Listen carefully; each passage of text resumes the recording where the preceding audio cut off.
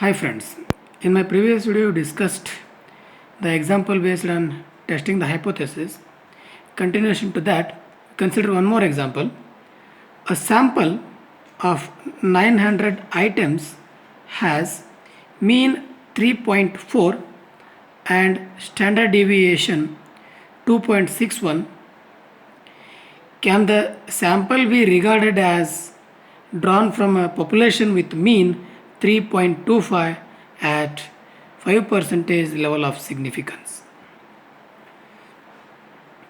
Here given the n, the number of items, that is 900, mean, that is x bar, next standard deviation sigma is 2.61, and population with the mean, that is mu, is 3.25, and we have the formula standard normal variate z equal to x bar minus mu divided by sigma divided by square root of n.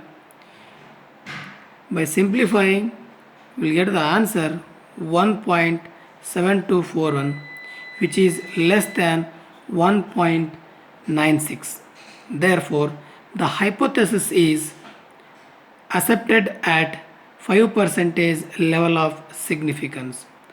Hence, the given sample can be regarded as drawn from the population with a mean 3.25. Now, we consider test of significance for difference of means.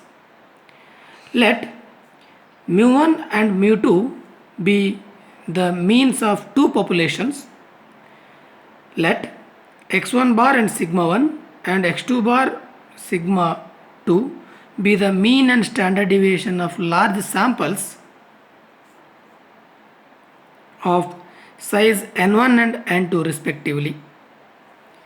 We wish to test the null hypothesis that there is no difference between the population with the means. The statistics for this test, z equal to x1 bar minus x2 bar divided by square root of sigma 1 square divided by n1 plus sigma 2 square divided by n2. Now we consider one note. The sample space are drawn from the same population, then our sigma 1 and sigma 2 be the same, that is sigma. Therefore, above formula becomes z equal to x1 bar minus x2 bar divided by sigma into square root of 1 by n1 plus 1 by n2. In the previous example, we consider only the critical value for z, that is 95%, 5% level of significance. Z value is 1.96 and 1% level of significance 2.58. Now here we have one tail test and two tail test. For that, critical value for z, consider this is the test. If it is one tail test, then we need to remember the critical value for z for the 5% level of significance, that is 1.645, and critical value for z at the level of 1%, it is 2.33. Now consider a two tail test. Then the critical value of z for the 5% level of significance, that is already we know 1.96, and critical value of z for the 1% level of significance, that is 2.5. Whenever they have given the two mu values, two sigma values, then we can take one tail test and two tail test. Now we consider the examples. In a school exam, the mean of 32 boys was 72 with a standard deviation 8, while the mean of 36 girls was 75 with a standard deviation 6. Test the hypothesis that the performance of the girls is better than boys. Here, instead of taking x1 and x2, now I can consider as xb and xc, that is value for boys and value for girls. Now mean of boys, that is 72. Next, standard deviation of boys 8 and number of boys, that is 32. Now mean of girls 75, standard deviation of girls 6 and number of girls 36. And the formula is x1 bar minus x2 bar, but the difference should be positive. Therefore now I will take the bigger value, that is xz bar. Xz bar minus xb bar divided by sigma g square divided by ng plus sigma b square divided by nb. Substitute the value and simplify, will get the answer 1.732. Now we can compare the values. The z is 1.73, which is greater than 1.645.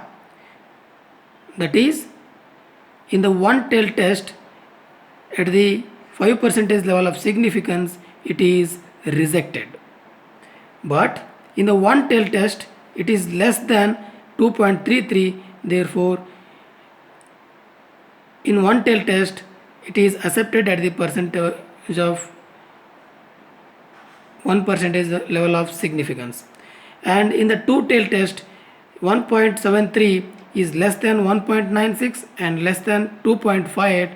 Therefore, it is accepted in both 1% and 5% level of significance. Now consider one more example. A sample of 100 bulbs produced by a company showed a mean life of 1190 hours and a standard deviation of 90 hours. Also, a sample of 75 bulbs produced by a company B showed a mean life of 1230 hours and standard deviation of 120 hours. Is there a difference between the mean life time of the bulbs produced by the two companies at first one 5% level of significance, second one 1% level of significance?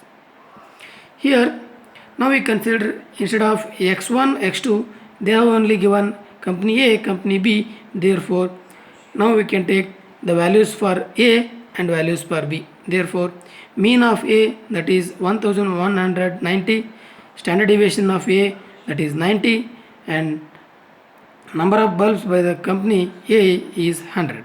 Similarly, for the company B, mean is 1230, standard deviation is 120, and number of bulbs in the company B is 75. Now we have the formula. Again, our difference should be positive. Therefore we can take the positive value, bigger value first. Therefore xb bar minus xa bar divided by sigma b square divided by nb plus sigma a square divided by na, which is equal to 2.42, which value is greater than, in the two tail test, 1.96 at the 5% level of significance, and it is accepted because it is less than 2.58 at 1% level of significance. But this value is 2.42. It is greater than 1.645 and 2.33 in one tail test, both at the level of 1 and 5% level of significance. Hence, the null hypothesis that there is no difference between the mean lifetime of bulbs rejected at 5% level but not at 1% level of significance, and the null hypothesis is rejected at both levels of significance in one tail test because z is greater than 1.645 and 2.33. Now consider one more example. The mean of two large samples of 1000 and 2000 members are 168.75 centimeter and 170 centimeters respectively. Can the samples be regarded as drawn from the same population of standard deviation 6.25 centimeters? Here population is same, therefore only we have one standard deviation instead of sigma 1, sigma 2, only we have sigma, that is 6.25. Here x1 bar is 168.75, x2 bar is 170, and n1 is 1000 and n2 is 2000, but sigma only instead of sigma 1, sigma 2, 6.25. Therefore we have the formula for the same population, z equal to x2 bar minus x1 bar divided by sigma into square root of 1 by n1 plus 1 by n2, which is equal, by simplifying we get the answer 5.16, which is greater than all the values in both the tests. Therefore we say that difference between the sample means is significant, that is rejected. Therefore we conclude that samples cannot be regarded as drawn from the same population.